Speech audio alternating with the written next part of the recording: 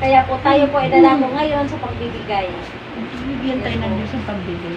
Bigyan tayo yan. Dahil ito po, dahil din po dito sa pagbibigay natin, pagpapalain din po tayo ng ating Pero Panginoon. hindi lang ako sa Nakahanda na po ba yung ikasampung bahagi Pati sa natin? salita ng Diyos. Ang kinita po natin sa isang linggo, ayon po talaga yung nakalaan sa Panginoon. Kaya salamat po sa Panginoon na samahan niyo po sa Deuteronomio chapter 26 verse 14. Hindi ko binawasan ang ikasampung bahagi na bahagi kahit sa panahon ng kahirapan. Hindi ko ito inilabas sa aking bahay ng ako'y maruhi. Hindi ko rin inaatang sa mga patay ang bahagi nito. Dininig ko ang inyong tinig, Yahweh aking Diyos. Sinunod kong lahat ang iniutos ninyo sa akin. Na yun po, sa ikasampung bahagi pala, talagang yung ikasampung bahagi talagang ilaan po talaga natin sa Panginoon. Kahit na wala po tayong kainin, basta yung ikasampung bahagi, huwag po natin bawasan. Kasi ito po ay nakalaan talaga sa Panginoon.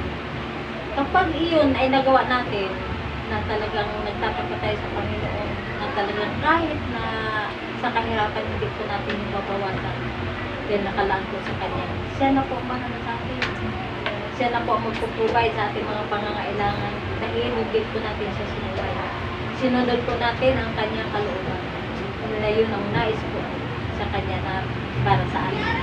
Kaya alam niyo po, sa panahon natin ngayon, bagaman po mahirap ang buhay, pero alam niyo po, kailangan po natin magtapat sa ating Panginoon.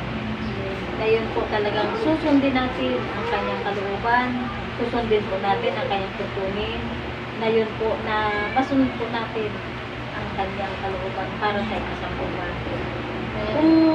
Kung sa bagay po, kahit sobrahan pa po natin ang pagbibigay, kasi alam niyo po, nakikita yan ng Panginoon ang pagbibigay natin.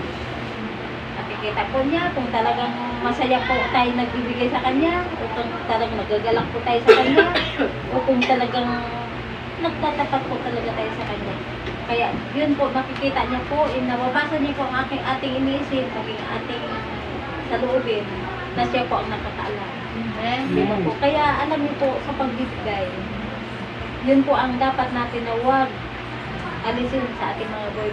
Patuloy po tayo na magtatapat sa Panginoon, dahil doon po natin makikita ang pagkilos ng Panginoon kung paano po tayo pagpalain. Diba po? Kasi sa panahon natin, sa pagbibigay, yun po ang susi kung paano po kumilos ang Panginoon sa atin, na tayo po ay talagang hindi niya po hahayaan na tayo ay mawala.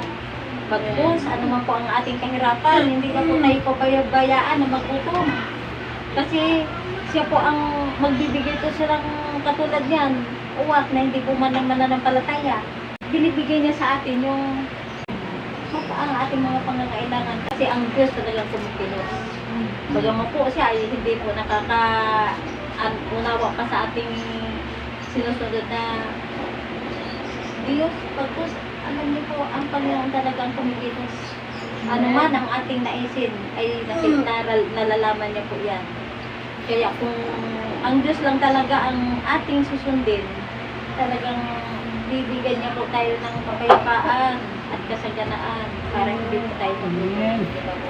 Kaya yun, maraming salamat po sa Kanyang salita, na nawa ito ay patuloy sa ating paunawa, na ang pagbibigay ay talagang doon tayo ay pagpapalain. Yun sa ating mahal pastora, na kung saan siya man din po ay dapat din po natin handugan. Diba po? Kasi malaki, maliit, yun po ay masaya na po siya doon. Diba po? Kaya yun, makipagbukas din po tayo sa Matthew chapter 15 verse 41 hanggang 42. Ang tumatanggap sa isang propeta, dahil sa ito'y propeta, ay tatanggap ng gantimpalang taukol sa propeta. At ang tumatanggap sa isang tao matuwid, dahil sa ito'y matuwid, ay tatanggap ng Ganun pa lang naukol sa taong matuwid. Yun po, talagang sarap pakinggan ng salita ng Panginoon. Tandaan ninyo, sino mang magbigay ng kahit isang basong malamig na tubig sa isa sa mga maliliit na ito dahil sa siya'y alagad ko, siya'y tiyak na tatanggap ng gantimpala. Ito po yan. Dahil sa siya ay lingkod ng Diyos, ang sino man na magbigay sa Kanya ay pagpapalain din. Dahil siya po ay lingkod ng Diyos isang matuwid at lingkod ng Diyos. Kaya yun, salamat mo sa salita ng Panginoon na nawa ito ay maunawa natin. Salamat sa pagkabasa po nito. Sige po, patuloy po tayo magbigay.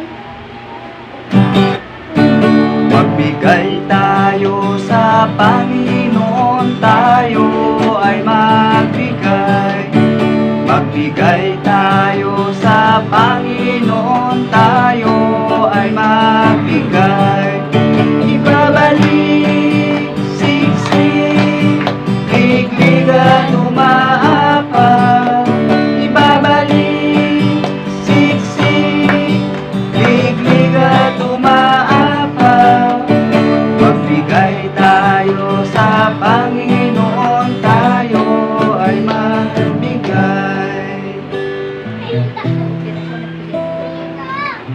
Sige po, tayo po ay po ang sumigil ang banal ng pangalan ng Jesus. Patuloy pa po namin pinagpili, dinadakila, pinapasalamatan, sinasamba, sa lahat ng oras, itinataas sa aming mga buhay sa Jesus. Patuloy po kami ang magkalang papapumaba sa inyo. Sige ng kapatawaran sa aming mga pagkukulang na Jesus. Salamat po Diyos sa mga biyaya na ito, Ama, na ito inihulog ng aking mga kapatid at sila bilang nagtapat sa iyo, Diyos. Patuloy mo rin po sila ang kanal mong palain. Jesus, ano man ang kanyang inipulong din yan sa iyong offerings, Jesus, ay patuloy mo sila pagpapalain. Jesus, patuloy. Yes, Lord, naingatan, gabayan sa kanilang mga trabaho. Yes, Lord, maging sa kanilang mga negosyo, patuloy mo dito pagpapalain. Yes, Jesus. Salamat po, Diyos. Salamat po, Ama, maging sa buong bahay na ito, Jesus. Lord. Patuloy mo po sila pagpapalain ang bawat isa sa kanila, Jesus. Ang bawat isa na nagtapat sa iyo, Diyos, na aking mga kapatid, Jesus. Salamat po, Diyos. Salamat po, Ama, Jesus. Dahil ito po ay magagamit lamang po Jesus. sa iyong templo, Jesus, sa mga paggamitan, Jesus. Salamat po, Diyos. Pagpalain mo po itong aming offerings, Jesus. Yes. At mag-ama sa iyo na po namin pinibali, binabalik ang pinakamataas na